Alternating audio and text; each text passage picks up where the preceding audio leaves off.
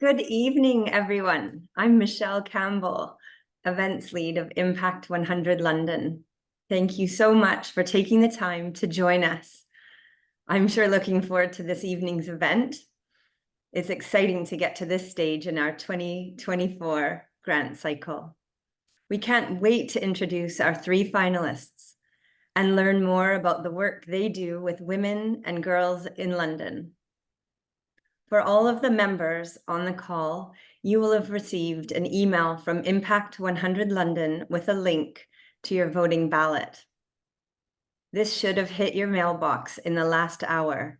If you haven't received this, please send a message in the chat box at the bottom of the Zoom screen, and we will get you sorted promptly.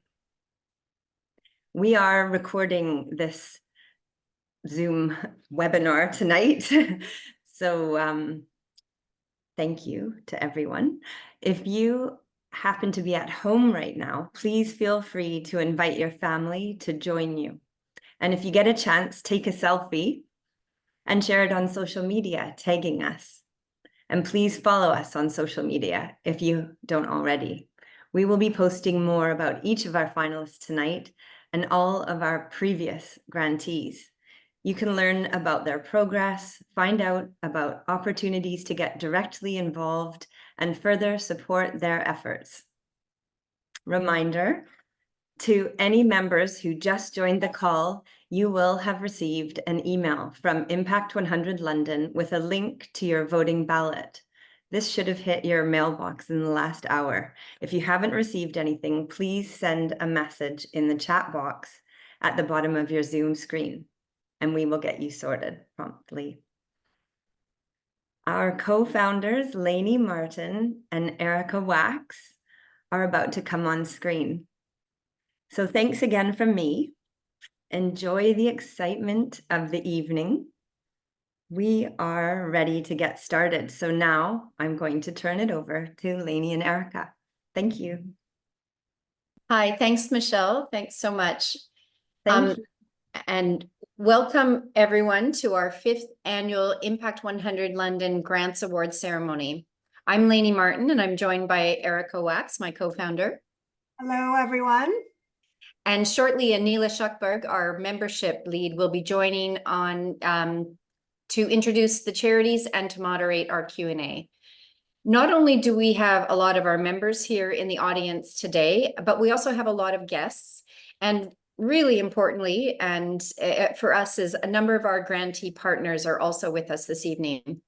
And actually, we know some of our members are doing watch parties where they've gathered together with other members in small groups to watch this evening's event and celebrate collectively what we're doing. So please take photos, guys, and share them with us, because that's a really lovely thing to be doing tonight. We have hit a record 211 members this cycle. It's up from 175 in our 4th cycle. We want to extend an especially warm welcome to our 62 new members who've joined us for the first time in this, our 5th cycle. So the whole idea of Impact 100 London is that by pooling our funds together, we can have a bigger impact than any one of us could do on our own. And this grant awards event really showcases that collective model in action. Our egalitarian, compassionate, generous community is gathering to select the recipient of our main grant award. Impact 100 London is a vehicle through which we can act intentionally and strategically when it comes to supporting the women and girls sector in London. And we know that our funding is needed now more than ever. So given our record member numbers, we are in a position to award a total of £250,000 tonight, which is an increase of 25% over last year's award. Our large grant, distributed over 3 years, will be £150,000, and each merit grant will be £50,000. As always, our grants are unrestricted, which means our grantees can use the funds to support their operations and the delivery of their services as they see fit. So by the end of the evening, we will have deployed a total of £900,000 to 18 charities in 4 short years. And we are truly on the precipice of reaching our goal of awarding £1 million by 2025. Introducing these charities to our members and establishing strong relationships, longer-term relationships with them is very important to us and leads to opportunities for our members and our partners to make further contributions to these organizations with their time and their talent in addition to their treasure. So as we have done in the past, tonight I'm thrilled to welcome back one of these grantees, Akela Douglas from Sister System is here with us tonight. Welcome, Akela. It's so good to see you, and many of our members will remember you from the awards last year. Sister System won our large multi-year grant, and some also, of course, met you in person at our launch event in back in September. So we'd love to hear a little bit about your experience as an Impact 100 London grantee over this year. Thank you so much, Erica, and thank you, Lani. Good evening, Impact 100 family. It's an absolute pleasure and an honour to be back with you all tonight on yet another exciting evening, and what an incredible growth you've had in the last year. And talking about growth, I think I've been reflecting on the so many different ways in which the partnership that Sister System has fostered with Impact 100 over the last year has enabled our growth, both at an individual level, to an organisational level, and I think most importantly, those really meaningful and authentic relationships that so many Impact 100 members have been able to build with our sisters, as we refer to them at Sister System, our service users. Our strapline at Sister System is to enhance, enable and empower us. And I think the Sister System, our overriding, what has resonated with us throughout this partnership has firstly been that it's been one of genuine equity, which is very rare in the sector between the funders and grantees. And I think that comes from the power of people, the power of the collective, the power of collective mission within the women and girls sector, and people individually coming together to want to be part of the change that we all want to see. And the award that Sister System has received from Impact 100 has enabled us to drive that change in the work that we do in North London. And to give you some examples of that, we have had organisational capacity building support through the Impact 100, as Erica quite rightly said, through the time and talent that so many of you have leaned in and shared with us. We've been able to work organisation to organisation to guide us on our growth journey across the next 3 years. We've had so many opportunities to work with the team at Impact 100 and your members as well. I've personally had the pleasure of being able to meet with many of your members personally, and they have been so incredibly enthusiastic and generous with their time and connections. And that has also meant some amazing projects that are beginning to emerge. So I have to do a big shout out particularly to Amanda and to Colette, who are working alongside us and with our girls and young women to show them what is possible, and that together we can really make this change. And I think just to end on a huge thank you and a congratulations to you all for leaning in and trusting us that by providing that unrestricted funding, which is so critical to growth and sustainability and scale up, which is the journey that Sister System has been on and will continue on, and would not have been possible if it wasn't for the incredible generous award that the Impact 100 members were able to make for Sister System. So thank you for empowering us. And we do hope that we can continue on this journey of these really meaningful and empowering relationships. You've absolutely been the wind underneath our wings. So thank you. That is so lovely. Thank you, Okela. That is so lovely to hear your appreciation and enthusiasm and how Sister System is embracing all of what we at Impact 100 London have to offer, which is lovely. And we're so excited to see what the future holds for you. We know you're on a new journey with a new 3-year strategy plan coming along. And so we really look forward to hearing about that in due course and continuing our partnership. So with that, we will shortly be hearing from this year's 3 2024 finalists. They are Bay Tree Center, Center for Women's Justice, and Happy Baby Community. So right now we will gain even greater understanding of our finalists and their work through the videos and the live Q&A that we're about to all experience. Our members will be voting after the final charity presentation. Please check that you've received an email from Impact 100 London with voting instructions. And if you haven't, please send us a message in the chat. And with that, let me hand over to Anila for the main event. Here we go. Thank you, Erica. Thank you, Lainey. I'm now absolutely delighted to introduce each of our finalists. We want to make sure that you're aware that the issues discussed in the videos and in the live Q&A include descriptions of traumatic experiences. This could be triggering or distressing for some of our individuals. Our first presentation tonight is from the Bay Tree Centre. The Bay Tree Centre's mission is to inspire and support women and girls of Lambeth, one of the most deprived wards in London, to gain the skills, wisdom and confidence they need in life, work and family.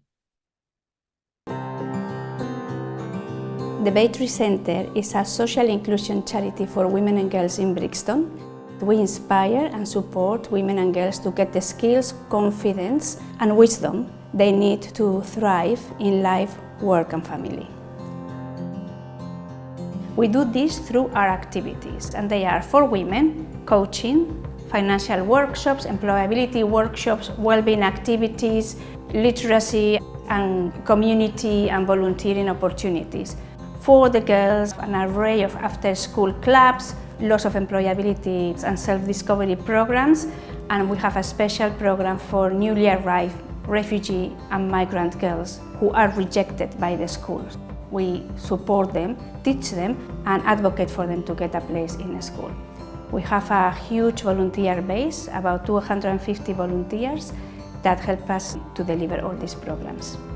I've been coming to Bay Tree since the age of 5. I struggled with a lot of family trauma. I was referred to like behavioural therapy and I was very reluctant to doing anything. Coming to Bay Tree, it gave me the confidence to meet new people, make friends. I've learnt to be resilient at Bay Tree, hardworking, and I've been given loads of opportunities to like grow. Met some really inspirational people and that's led me to where I am now. I first came to Bay Tree when I was 12 years old. Bay Tree has offered so much. I did so much work experience here, workshops, opportunities to help out in my community. They helped me through my mental health when I was struggling. This is like my second home, really. I grew up here. We've been here since the 80s. A lot of the social problems have not gone, they have increased. We get women here who are living in abject poverty, in horrible housing conditions, women who are fleeing domestic violence, people who come from places in war, who have seen their relatives killed, who have seen atrocities. We have a lot of women from Ukraine, Afghanistan, Syria, Iraq, Iran, Ethiopia. They come to this country where they are safe, but they are lost. Bay Tree creates a sense of community that allows women to little by little open up, to breathe, to heal. Then they are able themselves to access the specific needs that they have. I came to Baytree because back in Sierra Leone I didn't go to school. Even in my own language I couldn't read because there was no school at all. A lot of us women, we struggle with so many things that we don't talk about. There's so many different women from everywhere. They celebrate different cultures and I love it. I don't know what I would do without Baytree because now I can help my children read a book which I couldn't do before. Baytree creates that safe space for all women. Everyone comes together under one umbrella to share togetherness. They work so hard and they capture every essence of need. If they weren't there, I don't know how I'll manage because they are my backbone right now. Growing up in Brixton at 16, I lost my best friend to an act of knife crime for mistaken identity. It was horrendous at the time and I was just very depressed over it. The staff here are really supportive and I feel like Baytree has just always been a place where I can just be safe. We are a place of hope. People come here because they want to do better. Poverty is not just about how much money I have in my pocket, it's also what networks I have access to. Having the funds from Impact 100 would make a huge difference for us. It would allow us to expand our one-to-one support, expand our employability program. What we want to do in Baytree is give people confidence, networks, skills and opportunities they would not be able to access if they didn't come here. Baytree is a bridge.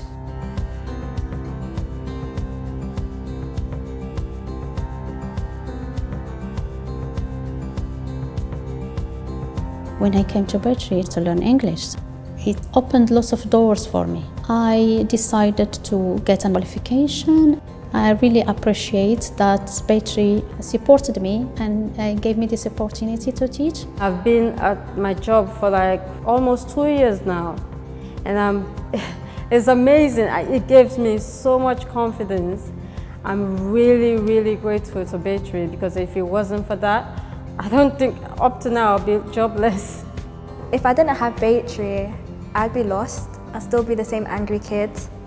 Baytree's never given up on me.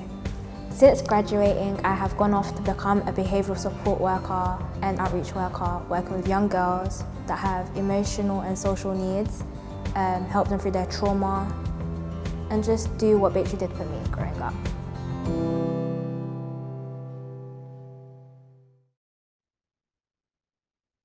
Hello, Carmen. Welcome to our virtual stage. What a wonderful film to give us a little bit of an insight into the extraordinary work of the Baytree Centre. Thank you. In the video, you mentioned that you have over 250 volunteers. Could you perhaps tell us a little bit more about how you manage such a large base of volunteers and what your criteria is for recruiting and training the volunteers, please? So we do have to date actually 300 volunteers. Wow. 250 of them are regular volunteers. 50 would be like people from corporates that come and do hackathons or, painting the walls or whatever. Brilliant. Of the 250, 50 are users that help us to have their insight on how we can deliver our services better, but also we help them to gain work experience. We have a dedicated volunteer service manager who oversees the recruitment, onboarding, ongoing support of volunteers, as well as providing advice and guidance to staff on how to support the volunteers that each of us has to deliver our work. We support about 1,000 women and girls a year, so without the volunteers, we couldn't do what we do. So we have a volunteer handbook, we have a policy, we have lots of training. Safeguarding is very high in the agenda because 500 girls come to the center, and because of the 500 women that come to the center, a lot of them are vulnerable and they have suffered tremendous trauma. All the volunteers, as well as the staff, are trained in trauma-informed practice and delivery. And we have a lot of systems that also are enhanced by the fact that we have 2 quality marks. One is Investors in Volunteers, which is like ISO 9000 for volunteers, right? It's a quality mark. Brilliant. That ensures that we are the that can be in supporting volunteers, and it has 6 different quality areas. And the other quality mark is the Matrix quality mark, which is from the Department of Education, and ensures that the delivery of information, advice, and guidance that the volunteers do is of the best quality. Yeah. So those quality marks are not just, I don't know, like prizes, but they are also, they give us a framework, and we take them very seriously. So I think that's why, yeah, we are very fortunate to have so many volunteers. Yes. And clearly the volunteers love being involved and want to stay involved for a long time as well, which is wonderful. So it's brilliant. At Baytree, you have an extraordinary 3-woman leadership team. Can you elaborate a little bit more about that? And, you know, on the very basic level, how do you make decisions if there's 3 of you? Yeah, so it's very much part of our ethos, because collaboration and positiveness is one of our values, and it starts with the management. Of course, we have the board, but the day-to-day is, so the CEO, the service director, and I am the development director. We meet together once a week for 1 hour, and we have an agenda, and we input in the agenda through, you know, SharePoint or whatever. And most of the topics are studied on paper, you know, on email, you know, and the importance of having a collegiate type of government is that not one person can run away with the organization. You know, there is shared, diversity of opinions and perspectives and skills, because we are all very, very different. Shared responsibility, checks and balances, enhance deliberation. We take time, you know, the very important decisions sometimes need to wait. So it's more transparent, we are more accountable, and I think that is quite unique. So we are all very different. My background is in charity. I was one of the volunteers that started Baytree in the 80s. Anna, who is the service director, has been a consultant for Deloitte, and then she was an employment lawyer in the city, and she brings a lot of expertise in best practice, service delivery, program management, HR. And Caroline, who is going, brings a commercial expertise. He comes from marketing sector. So it's very nice, because I think, we do manage, we have those meetings, and they are sacred. Sounds wonderful. You mentioned that Caroline's leaving. The news, I'm not sure what her title is, but the new lady that's coming, and when does she start? She starts in September. It's taken us 2 years to recruit her, because it's very important that the person not only has the skills, but also understands our community, has lived experience, and is able to work in this collegiate manner. Yeah. So, and she's been working with us since March. She's been having meetings with us, just to help the handover. Yeah. Sounds like a very smooth transition. Yes. Baytree Centre has obviously had a profound experience on so many women and girls in Lambeth.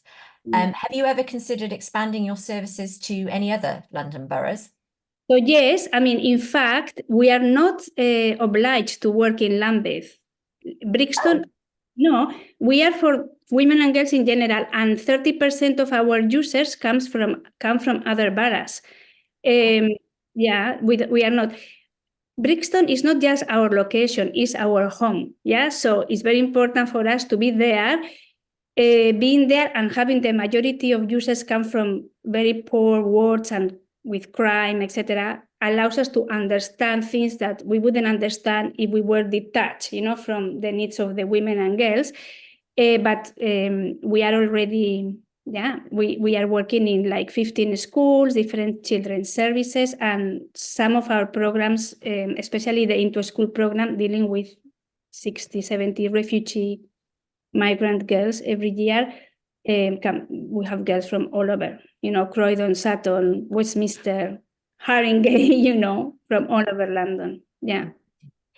You're doing truly amazing work. Thank you so much. I'm afraid I'm going to have to leave it there, but thank you so much, Carmen. It was a real pleasure talking to you and learning a little bit more about the Baytree Centre. Thank you.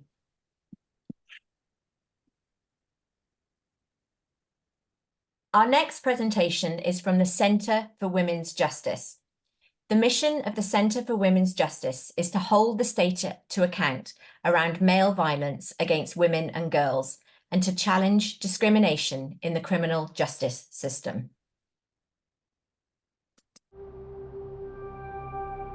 The Centre for Women's Justice is a legal charity aimed at holding the state to account around violence against women and girls and challenging discrimination in the criminal justice system. As you will all know, violence against women and girls is an endemic problem.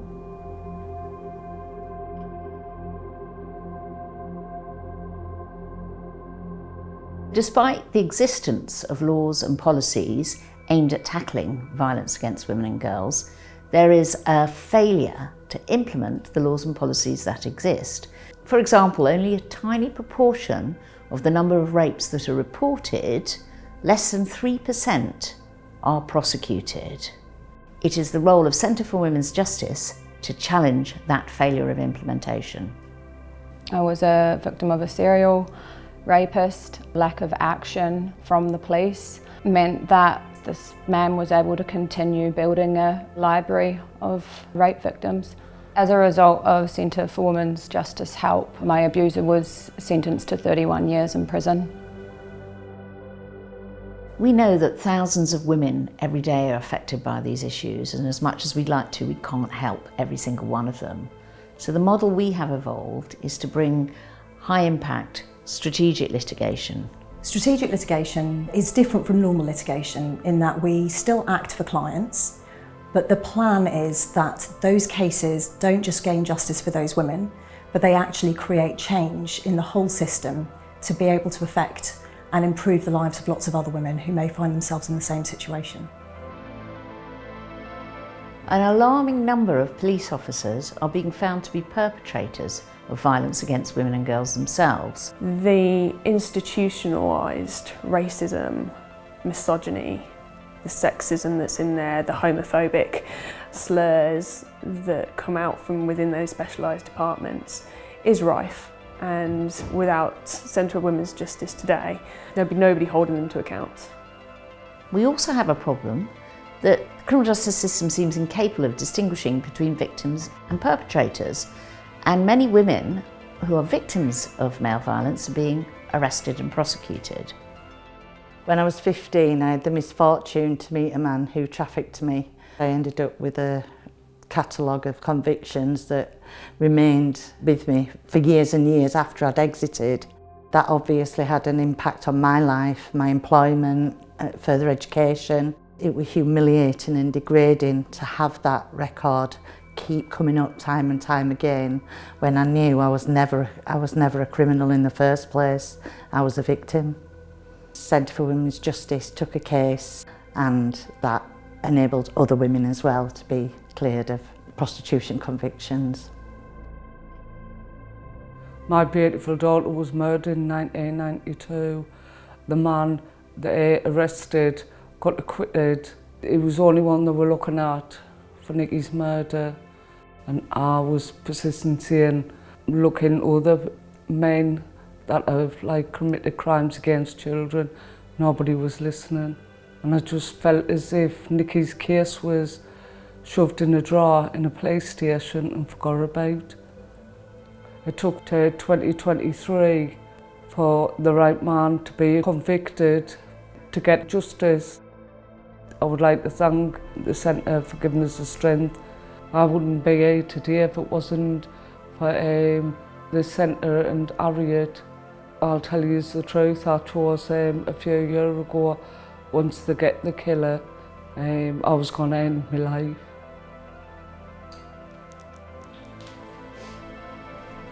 Well, you didn't, did you? And you're still here, aren't you? And we're still fighting for justice. So, hold on, yeah? We don't accept money from the state because we want to be free to litigate against the state without fear of compromise. That means the more money that Impact 100 London can give us, the stronger we can become.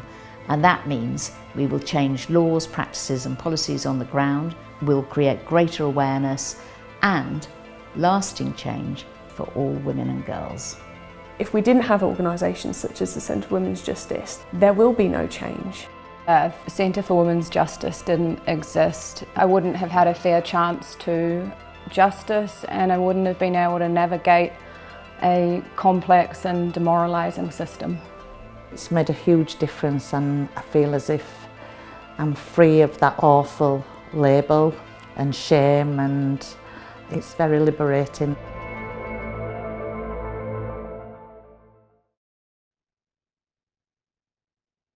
Hello, Harriet. Thank you. What an inspiration you are. Extraordinary organisation. You must be inundated with requests from women who want you to take on their cases, but obviously you have limited capacity. How do you choose which cases you take on? Well, we don't tend to take any case that anyone inquires, so we have a system really for identifying the cases that we feel are important and ones that we should take forward. And what we do is something called strategic litigation. So it's about identifying cases that are going to do something in addition to just helping an individual woman. Now that might be because it has a novel point of law, which may lead to a change in the law. It might be because it raises a systemic issue. We quite often bring group claims, so we bring a few women together who are who've all sort of suffered the same issue, or have a, you know, from the same police force, say. Or we may we would also consider whether there are cases that others who are in private practice wouldn't take on, which we can do because we're a charity. And we'll sometimes do what are called third-party interventions. So we'll provide evidence in a big important case that goes, say, to the Supreme Court, that might have a wider, will bring evidence that can then again change the law in a particular way. And we'll also be aware of the kind of key issues. So we'll have in mind always our own strategy about where the priorities we want to take. We have an anti-racism strategy, and we'll prioritise cases that also meet that, as well as the violence against women. But we'll for example, we know at the moment we've been doing a lot of work around police perpetrators, and that would be a priority to perhaps bring cases around that issue, and as we are at the moment. How do women actually learn about you and know where to come? Well, the way we operate is we have we have a kind of two parts of the organisation, and one part works with the frontline women's sector. So we work with Rape Crisis, domestic, Women's Aid, other organisations that support women on the front line around violence against women. And in fact, we provide training, and we provide a second tier advice system. So that enables us to really identify issues around violence against women across the country. And it's often through that work that we identify trends. We also are, we're very proactive with the media, and also engaging in politics. We quite often get cases referred to us by MPs, for example, other lawyers, but we do try and publicise our work often through the cases themselves, and they are often appealing for the media to report on. And so we are quite widely known about for that reason, because we have that kind of profile. So in a variety of ways, we obviously have an interactive website, and communication system. And you touched on the fact that, obviously in the video, some amazing stories about the impact you've had on the ladies in the video. But you mentioned that a number of your cases are quite high profile. Do you think you could just tell us a little bit more about how those have had an impact? I'm sure many of our audience will know about some of the cases that you're talking about, but not necessarily know that you were behind it all. So it would be great to hear a bit more about that. Yeah, one case that we brought, which really did create some significant change, was few years ago when many of you may have heard about the kind of intrusion of when rape victims and sexual violence victims were reporting crimes and were being required to hand over all their data and everything about their lives and their personal lives, and you know, that they were just asked to give their mobile phones over. All their data was downloaded, and that was all kind of examined. It was obviously quite distressing, you know, to have, you know, have that focus on the victim rather than on the suspect. But there was we brought a legal challenge around the consent form that had been devised. There was a new kind of form that basically sort of meant that, you know, when you first go and report, the police ask you to sign and agree to download, you know, that, and obviously when you're reporting a rape or something for the first time, you don't want to be obstructive to the police. You want to assist the investigation, but that kind of then kind of gives away your whole rights. And we brought a legal challenge to the you know, to the guidance that had been produced by the National Police Chiefs Council around that.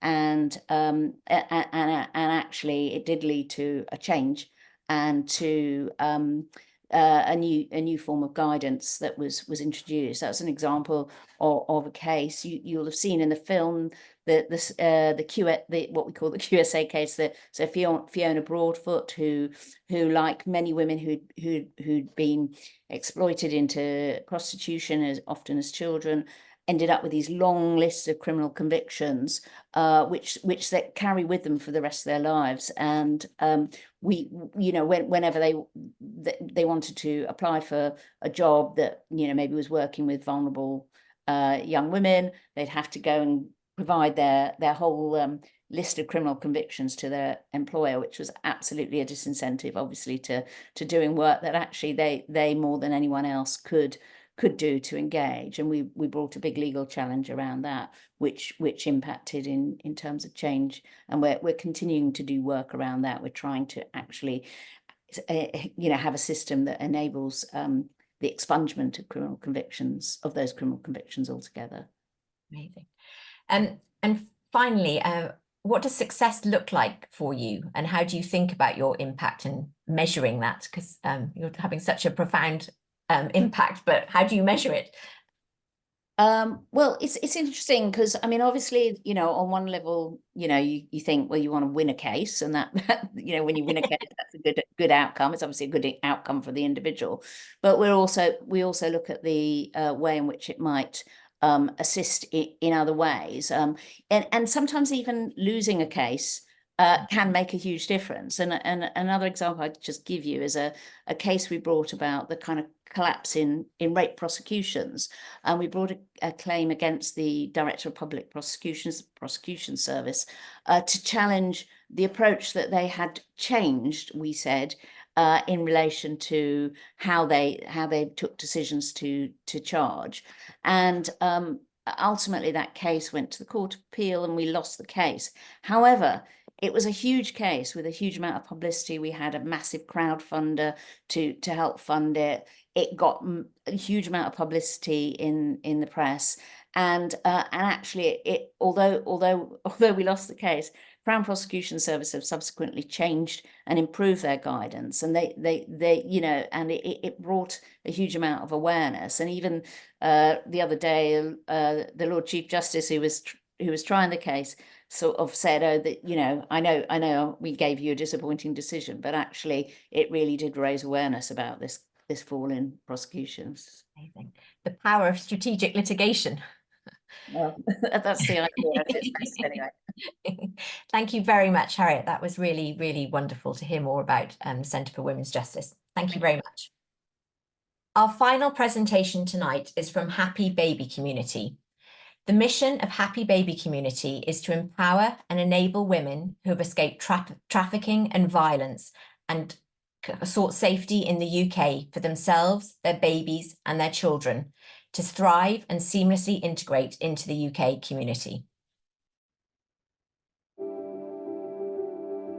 Happy Baby Community is a charity supporting new moms and pregnant women who have fled violence and trafficking and seek asylum in the UK.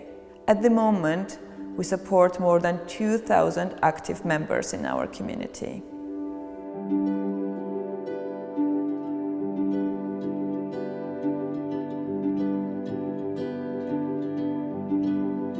They help us with the initial support, like providing toys and clothes. They provide me the hospital bag for the baby and for me as well. And the most wonderful thing that they provide is having doula with you during giving birth. For me, it helps me physically and emotionally.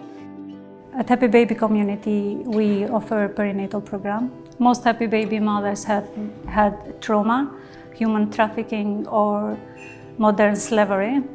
They are alone here in UK. They do not know how the NHS works, and we have to interpret for them on their own language. So we are here for them, and we support them, advocate for them all through this journey. It's about making each mother's voice and her choices heard, and making sure that no one is alone in birth or early parenting. It's about treating them with sensitivity and dignity. At Happy Baby Community, we have 5 different groups running in all parts of London, north, south, east and west, and 1 running in Crawley. The children have lots of singing activities, dancing activities. There are lots of activities for the mums. For me personally, Happy Baby supported me at those difficult times when I needed the most regarding my baby. When we come over here, we feel we are really valued, we are loved, and we are safe. We had an incredible support for both me and my daughter. Clothing, mental support, engaging with other moms, and positive environment and the sense of community in Happy Baby is incredible. Coming in a new country alone has been difficult for both of us, so Happy Baby had helped me through a lot. Currently, we have more than 200 volunteers working across all the services that we're giving. I started as a member, a volunteer, a coordinator, and now I'm a manager of the volunteers. This shows how empowering it is. To give out what I have been given is amazing. After giving our moms practical and emotional support, we also care about them being integrated into this country. We help them to learn English, to write CVs and to apply for the jobs and get them. And also we have the leadership program to help our key volunteers to become good and successful leaders. I'm Hebron. I started coming to Happy Baby when I was a really little baby, and now I am 7. I like Happy Baby because I can make friends and eating together, doing lots of fun activities. When I grow up, I would like to be part of Happy Baby. I am Emma. I started coming to Happy Baby when I was a baby. Now I'm 6. I like Happy Baby because it's very safe and it's very welcome for the kids. It looks always like a party. It reminds you of a big family. Happy Baby's always going to be a part of my life.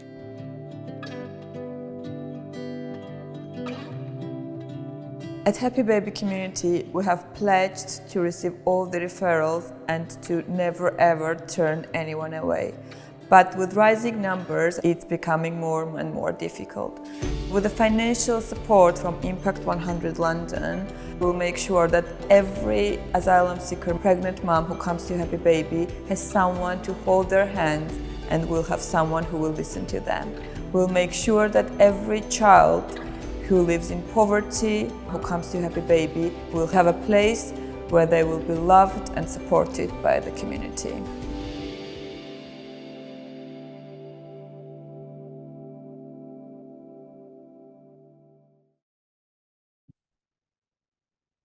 Hi, Lucy. Lovely to see you. Hello there. You have truly created a very happy community. Extraordinary. Thank you. In the video, Marina mentioned that you are pledged that you will never turn any woman or child away. But obviously the numbers are growing all the time. How do you cope with these increasing numbers, and how is it sustainable to have that priority? I think the most important thing to say is that because we are a community-led organisation and because many of our managers and leaders have come through this process, never turning anyone away is triple underlined.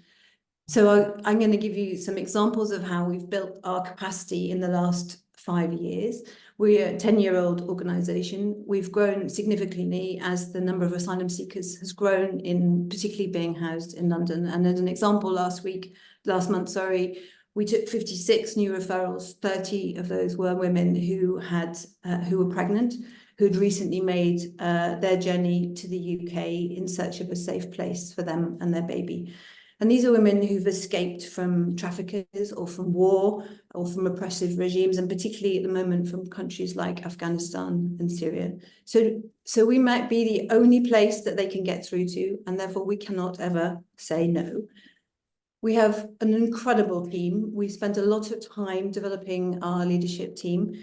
We have developed a bespoke leadership program through work with Lloyds Foundation, and that I think over 40 people have been through that program, and they now hold roles in the organisation, coordinators of the communities. A good example would be Ola, who came here from Albania and is now our finance manager. She had an accounting degree from Albania. We work to develop people with the skills that they have, with the skills that they want to have in the future, so that they can be successful parents. So the answer to the question is, we do it by building our community, working with the women that come, looking at the skills that they have, and being incredibly grateful for the huge numbers, 280 volunteers that we have, who bring their individual skills to help us do that. And you mentioned that many of the leadership team are members of the community. And I know one of the priorities for the organisation is that the organisation is fully led by women with lived experience.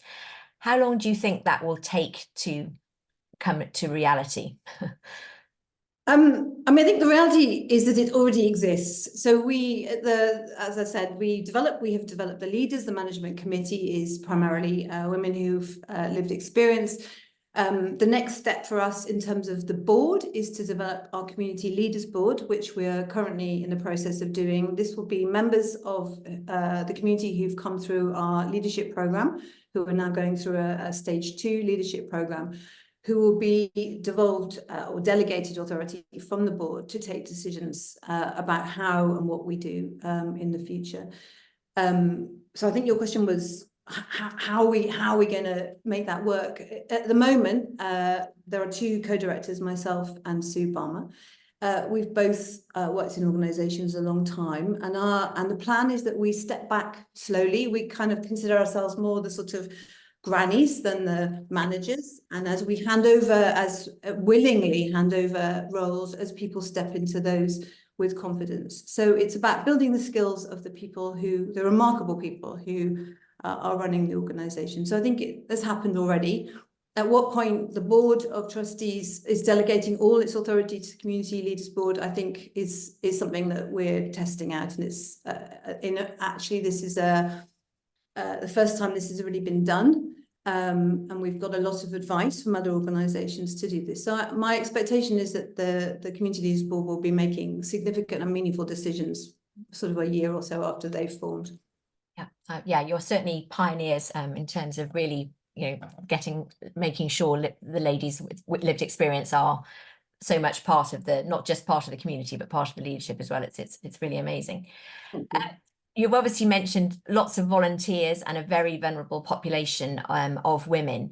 How do you train these your volunteers, and can you tell us a little bit more about the safeguarding policies, please? Yeah, of course. I mean, it is underlined. Keeping everybody safe is incredibly important, and it's the members, it's the volunteers, it's the staff, it's everybody. So we employ a very senior social worker and mental health lead called Deborah Wright, who oversees all of our safeguarding and our training. We have mandatory safeguarding training, prevent training, and induction for anyone who is involved in the organisation. And we offer monthly, what we call bite-sized sessions, which people are required to attend, so you can do more on prevent, and particularly looking at how things that have come up in the organisation are being dealt with. So it becomes a very real experience. It's not an academic experience. I think what we have to say is that these women that we look after are living in very vulnerable and unsafe situations. Many of our women live in hotels and hostels provided by the Home Office, where they're provided with food and £8.86 a week, and that puts people in a very, very vulnerable place. So we have to test our safeguarding processes and our policy, which we feel we do regularly, but it's also important that we reflect on how we did that, and we reflect that well with our statutory partners, so that things don't just get passed over. We have to take responsibility for the issues that come up. And I think every board meeting is reported how we've responded to safeguarding risks and how we've managed that going through. So I think we have a safeguarding improvement plan, because everybody can do things better. And we're working through that. But that's not to say it's not a standalone system that works well now. Sounds incredibly robust. And a lot of the work you're doing is obviously on the ground. All of the work, in fact, you're doing is on the ground. Do you also seek to have a voice to influence larger institutions and obviously policy, particularly given the current state of the situation around asylum and so forth? Absolutely. And I think it's important to say that we're not a campaigning organisation, but we absolutely can leverage our experience and insights that we gain working with this community and drive change. And we not myself, but members of the management committee and other members of the team on a huge range of panels with hospitals, with NHS London, where we seek to introduce the voice of our community. I think it's really important to say that we have trained and supported our community members to be very confident public speakers, and it ensures that that voice in forums where we go with, say, the Mayor of London's office or NHS London is much more powerful when it comes from somebody who has had that experience. I think the other things I'd say is we collaborate with a lot of organisations, and a good example would be Birth Companions and the Institute of Health Visitors, where we give them case studies and we help amplify the voices of our community so that they can take those actions with their voice. One example of something at the moment, which is really relevant, I think, is that the Healthy Start vitamins, which are available to all children and women who have a baby in this country, except asylum seekers. And at the moment, given that is a gross injustice and also seems really rather stupid if you think about it, so what the moment we're doing is we're just trying to make sure every time we go to a meeting, every person we meet, whether that's in the Integrated Care Board or in the NHS, is hearing that message, because there are some really basic things that just need to change. So I wouldn't say that's campaigning, but that's heavy duty nudging is what we're doing. Thank you so much, Lucy. Your heavy duty nudging is having a very big effect on so many. So thank you so much for that. Real pleasure to speak to you tonight. Lovely to talk to you too. So thank you to all of our amazing finalists. I don't know how any of us are going to make a choice, as they're all such extraordinary organisations helping so many marginalised women and girls. I'm now going to pass back to Lainey, and she will explain all the details about how you make that decision, or not how you make the decision, but how you actually take the vote. But thank you very much. Thank you so much, Anila. Those films and interviews really give such a great sense of each of these charities, their mission, the impact that they are having. And they really augment the information that all of our members received in the 5-page written assessments ahead of this evening. So now that you have all of this information, the moment has arrived, and it's time for our members to vote. We'll ask you each to please go to your email from Impact 100 London. I believe it would have arrived right around 5:10 p.m. tonight, or just after. with your unique election runner voting ID. You should be simply able to click straight through to the ballot form. It's your individual form. And you're going to see 3 questions.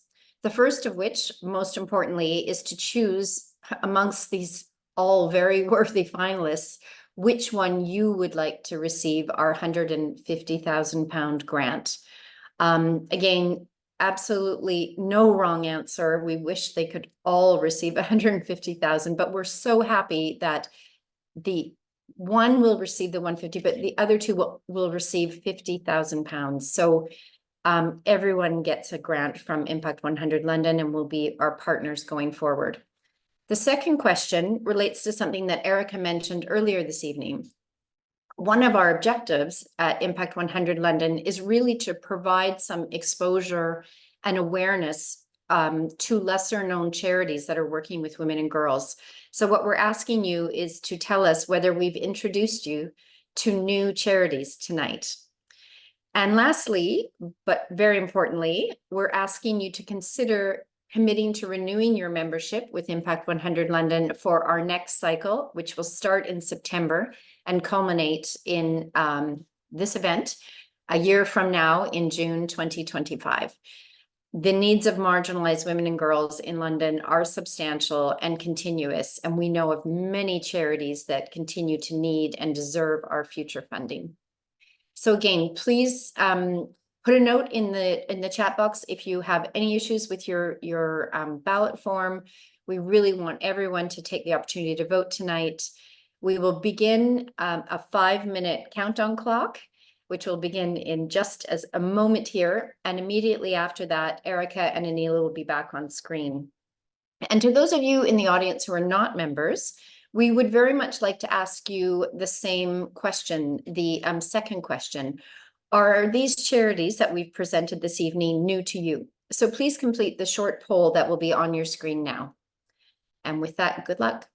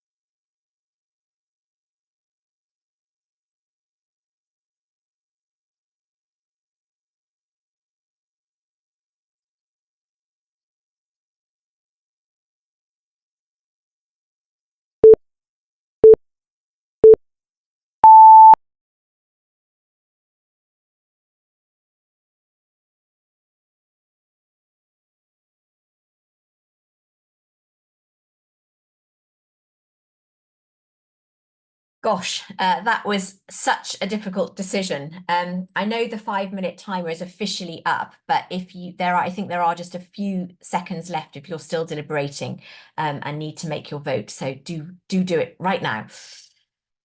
If you're on the call and were frustrated that you couldn't vote, the way to vote is to join and become a member. So please do join us. My colleague Sabine is going to be dropping in the join us link into the chat box now, so you can just simply join us now. Do please also remember to tell your friends and family about Impact 100 London and the work that we're doing. We're always delighted to talk to new potential members. And if you are a member and you've been so inspired that you would like to renew for next year, you can also use the same link to renew as a 2025 member. This really helps us to get a steer on what our pot of money will be like going forward. So please do think about renewing now. I also wanted to remind our members about our members directory, which is available via our CRM. It's a great way to connect directly with members that you might meet at one of our events and don't have their contact details. So do please make use of that. As Akela mentioned, many of our grantees have benefited from the pro bono help from our members. So if you have been sitting here listening to the presentations, or indeed in previous years listening to the presentations, and feel that you have any pro bono experience that you would like to donate to any of our charities, please do let us know. It really does make a big difference to them. You can also now see on the screen a number of partners and members who have helped our grantees and indeed Impact 100 London during this cycle. And I really wanted to highlight how all of these organisations and people on this list ensure that every single pound of your £1,000 contribution is able to be given to our finalist charities, because they provide pro bono services and the provision of spaces. So thank you very much to everyone on this list. At this point, I'd also like to particularly thank Adela Rajnovic, who has produced all of our online events, including this one. She's working her magic behind the scenes. So thank you very much. And also to Samantha Powick, who designs all of our wonderful event collateral. She puts together our newsletters and produces all of our social media content. So thank you very much for ensuring everybody knows about us. And also to Hannah Lovell, who produced all of those wonderful films that we've just watched and that the charities hopefully will be able to use in the future as well. So thank you. As ever, this has been an extraordinary experience for all of us at Impact 100 London involved directly. And I just wanted to thank, on behalf of everyone, thank all of you for everything that you do. We really couldn't do it without you. But the biggest thank you tonight really does go to all of our 211 2024 members. So thank you. And with that, it's good night from me. Thank you, Anila. Brilliant moderating as usual. I didn't realize before that we had sort of the next Kirsty Wark amongst us in our ranks. So thank you so much for bringing out so many of the issues that we were all curious about. So while Lainey is doing the final tabulations and we're all waiting patiently for the results, my colleagues and I feel extremely privileged to have met each of these charities and are truly inspired by the compassion, the commitment, and the resourcefulness that each of them bring to the women and girls whom they serve. As was mentioned earlier, one of the most rewarding aspects of our collective model of philanthropy has been that we've been able to establish strong partnerships with our grantees. And I look forward to continuing that with the Baytree Center, the Center for Women's Justice, and Happy Baby Community. We will be following their progress, sharing their news and highlights by featuring each of them and all of them in upcoming events, in newsletters, and on social media in the coming months and years ahead. We know that some of our members are particularly interested in how to get further involved, either as a donor, as a volunteer, or even as a trustee. So we have such a depth of talent and resources amongst our membership. And as Okela mentioned at the beginning, the value of Impact 100 London goes way beyond the funds. So to our members, we are planning to host a launch event in late September to kick off our next cycle. And just like last year, it'll be a great opportunity to meet some of our charities in person. Keep an eye out for the save the date in the next couple weeks. Yeah, ultimately, this is why we all became members of Impact 100 London, to learn about charities serving women and girls, and to use our collective resources to make a bigger difference. So with that, I am expecting Lainey to join me on the screen here. Lainey, welcome back. Hi, great. I just wanted to start by saying we had 85% of our 210 members vote tonight, which is really extraordinary engagement and means that they really do have learned so much about these charities and care that they are being intentional and engaged in their giving. So that makes us very happy. The other two things is 73% of our members had not heard of any of these charities, and 21% of those who voted had only heard of one. So really brand new names and lots of new, very invested donors for all three of these charities. So that's great. And then the big news is that the recipient of our 2024 grant award is Center for Women's Justice. Wow. Oh my gosh. Okay. Congratulations, Harriet. So well deserved. And I also just want to say a huge congratulations to Baytree and to Happy Baby community as well. Each of you will be receiving a £50,000 grant, and such fantastic organizations. We're really looking forward to supporting both over the next year, and we're, as Lainey said, so pleased we could introduce you to our members and everyone on the call tonight. So Harriet, congratulations. Congratulations, Harriet.